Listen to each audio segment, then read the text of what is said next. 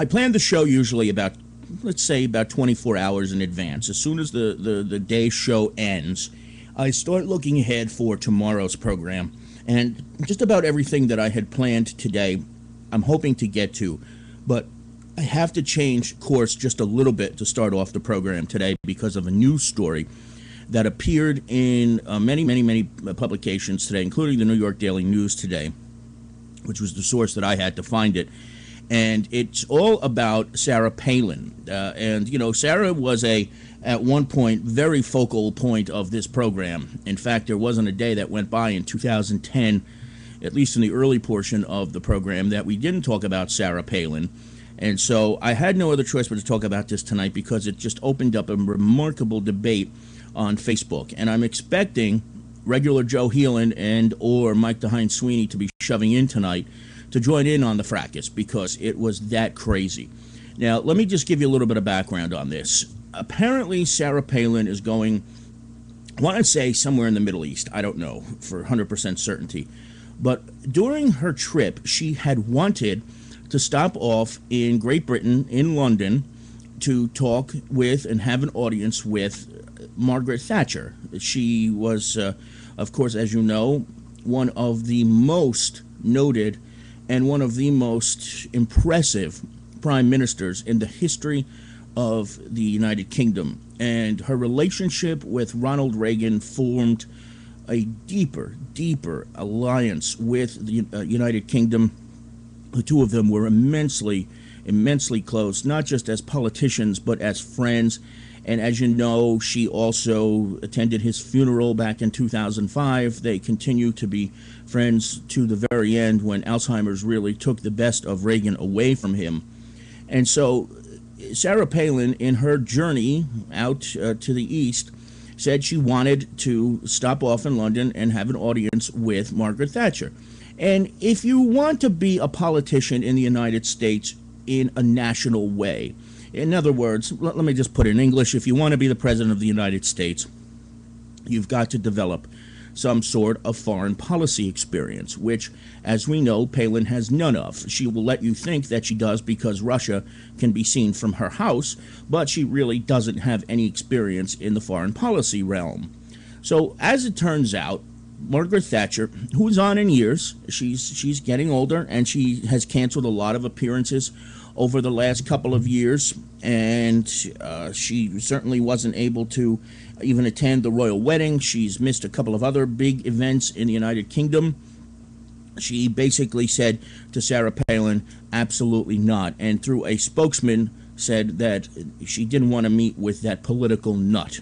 And this, of course, changes to a whole different argument, and I see regular Joe here, so I'm very happy because Joe is the one. Joe and I were going back and forth on Facebook, so he had better shove in tonight.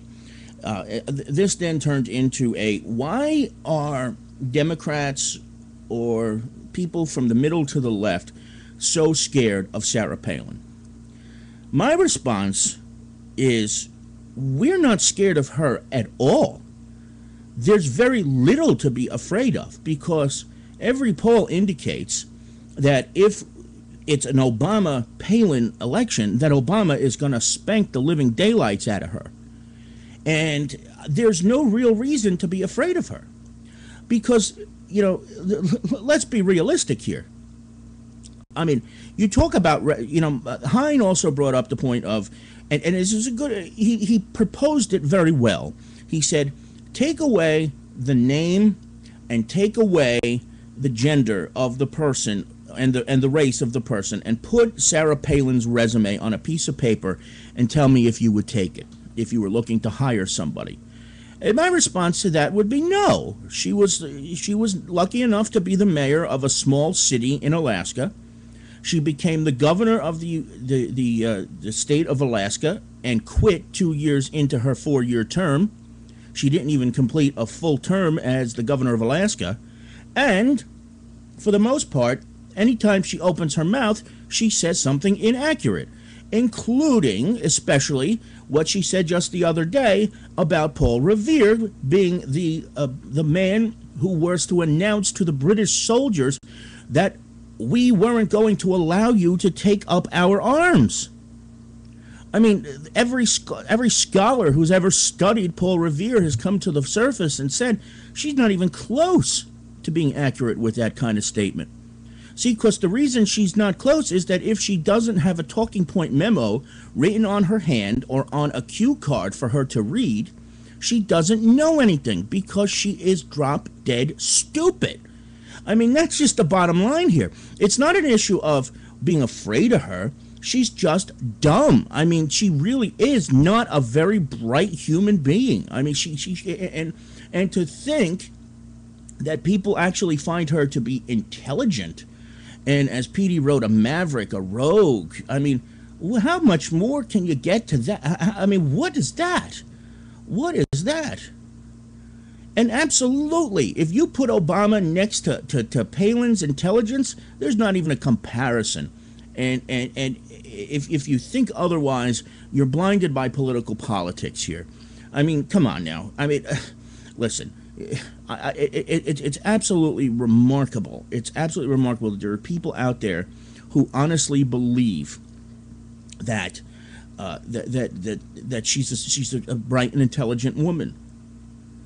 And you know that whole 57 states thing is a slip of the tongue. That's not knowledge of not knowing that there are 50 states in the union. Please give me a break. I've said stuff like that. I've brought out the wrong number when you're speaking off the top of your head. Sometimes you give the wrong number or something like that.